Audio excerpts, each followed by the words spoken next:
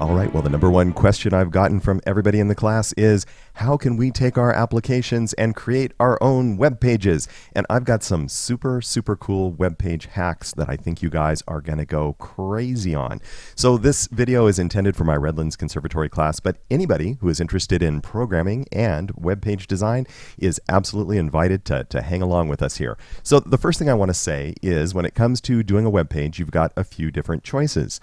There are some drag and drop sites. I think probably the best drag and drop site, which is free, is Wix. And in just a few minutes, playing around here at Wix.com, you can create a website. And we're going to get back to this with a really super cool hack at the end of the video.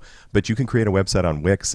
Probably with a day or two of playing around, you'll be something of a Wix expert. And your web page, the cool thing about Wix is it will scale to fit on a mobile device, or it will also fit on people's computers, laptops, and it does it for you automatically. And that's one of the biggest challenges these days, is to make your web page look good everywhere that it goes. It also is very graphic, and it has templates. Templates being web pages that are already set up for you, and you just go in and drag and drop your own content into a web page which is ready to go. So super powerful, super fun. I highly recommend Wix, and I'm going to get right back to that at the end of this video.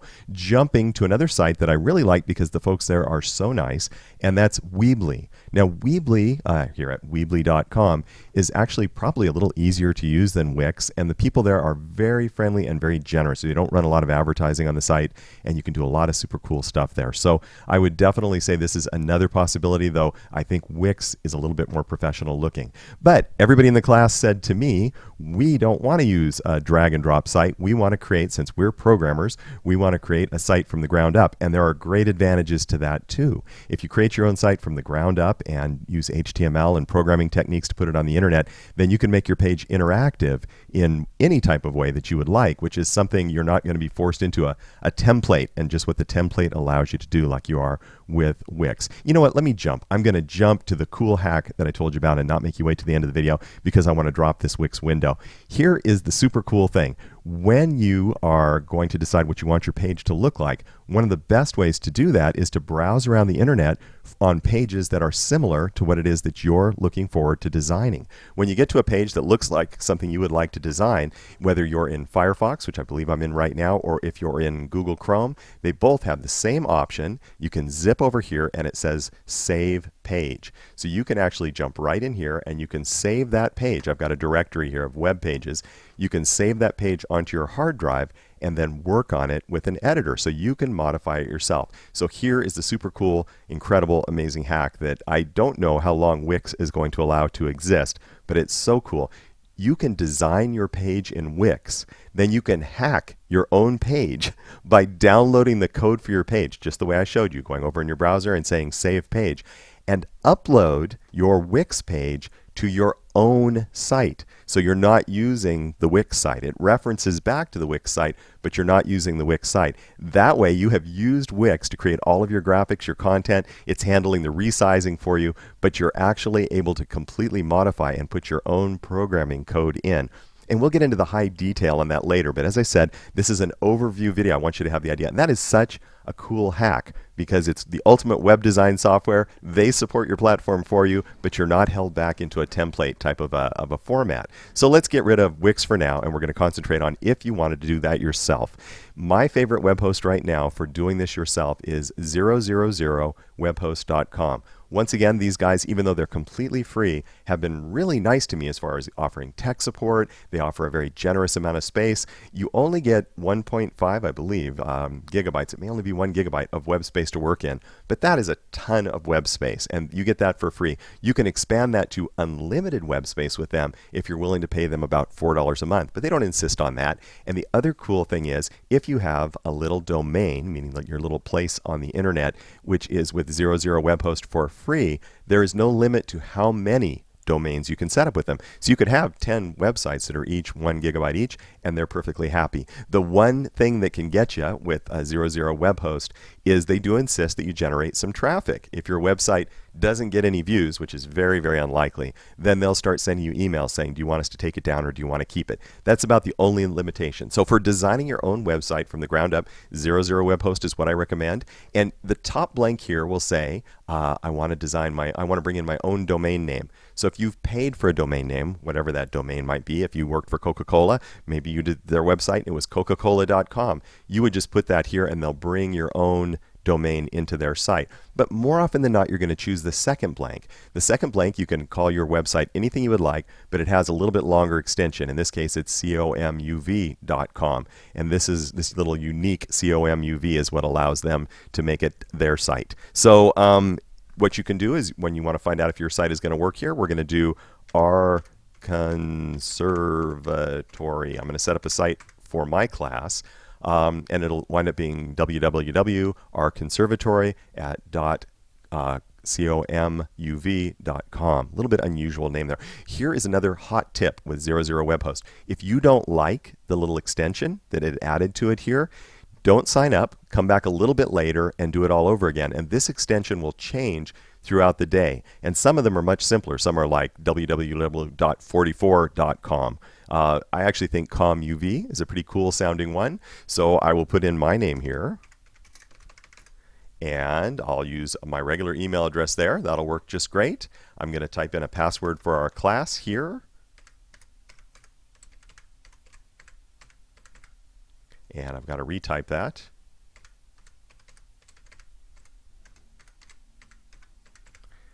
And I am not a robot, and I agree to their terms of service. And you say, create my account. Aha, it recognizes me from before. So I'm not going to make you wait for this, but that is all there is to signing up. And then it takes about 20 minutes till they get you signed up. They'll send you an email, and they'll also send you your information for logging into your account. So when you do want to log into your account, let us zip over here to FileZilla. So this is a program. It looks a little bit like Windows Explorer or Mac Explorer, whichever one you're using, Mac's version of Explorer. And basically this window is what's on your hard drive. So when you write your code or when you create your web page, you're going to put it in a directory and open that directory here. And this window is what is on your web page.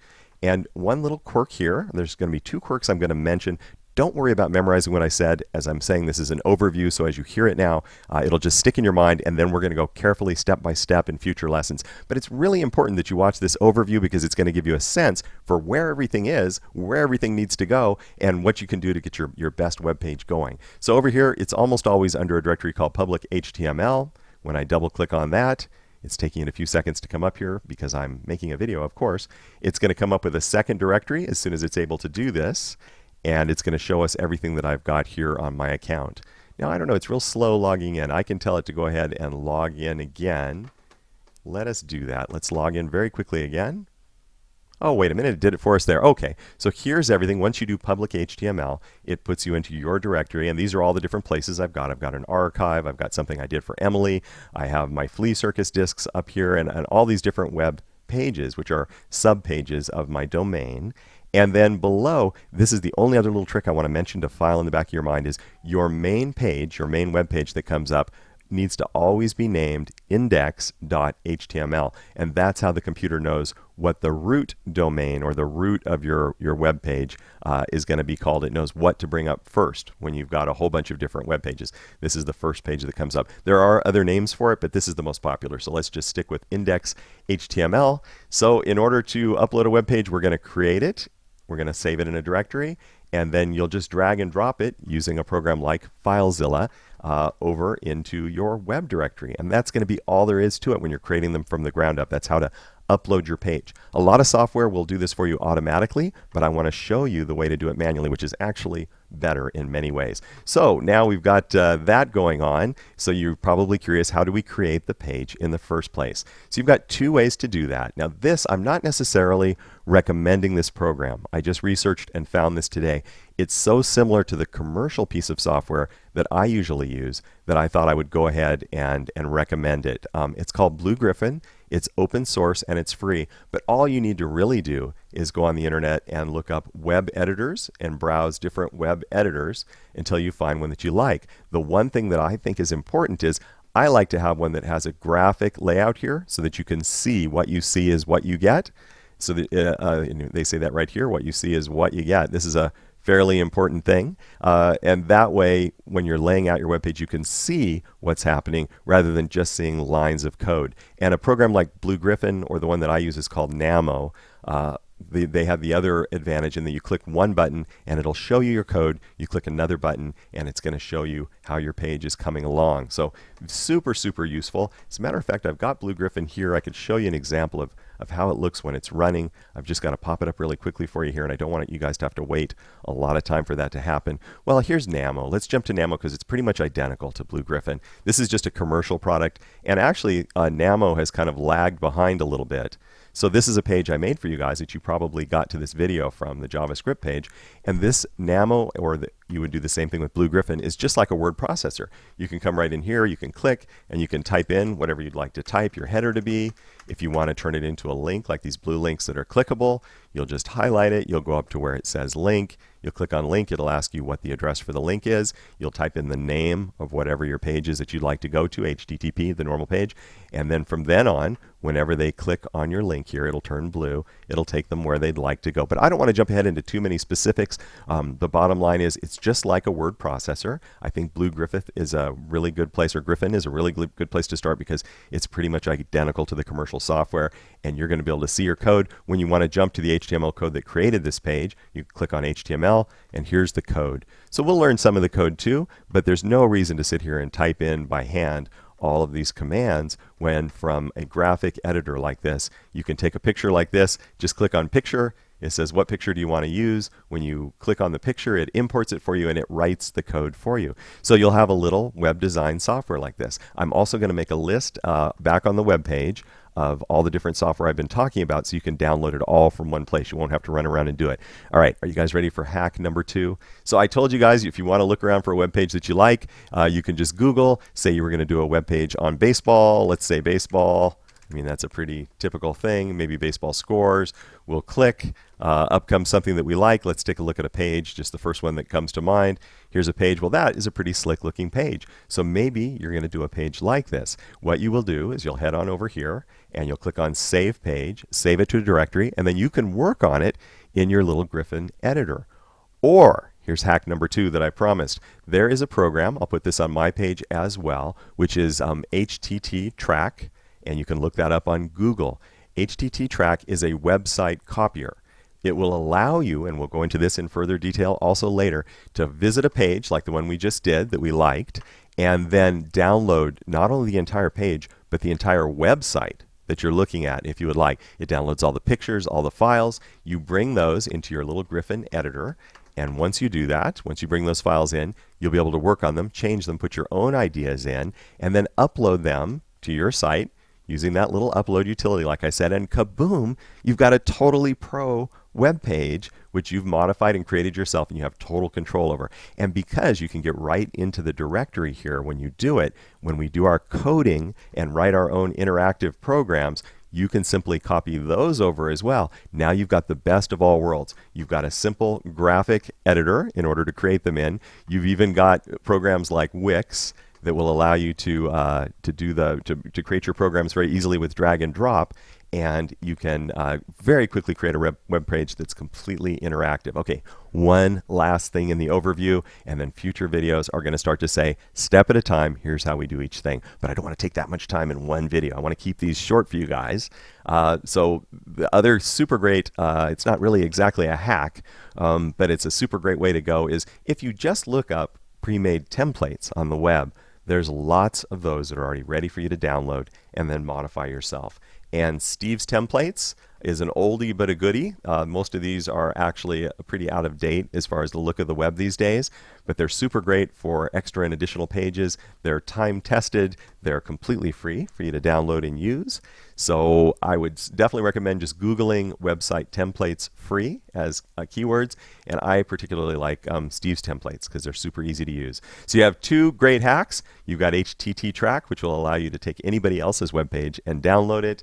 And you've also got a way over here at Save to grab anybody's file as well and work on it. And then the super hack, you can go to a ready-made site like Wix, which I've already taken down here, And from Wix, you can create your whole page in a graphic environment, and then you can sneak over here, grab the code, and upload it to your website, your free website here at Webhost, and make all the modifications you want and even add your own programming. So we're going to get to the step-by-step in the next upcoming video, and I hope you dig this way of finding, creating, and making the optimum web page.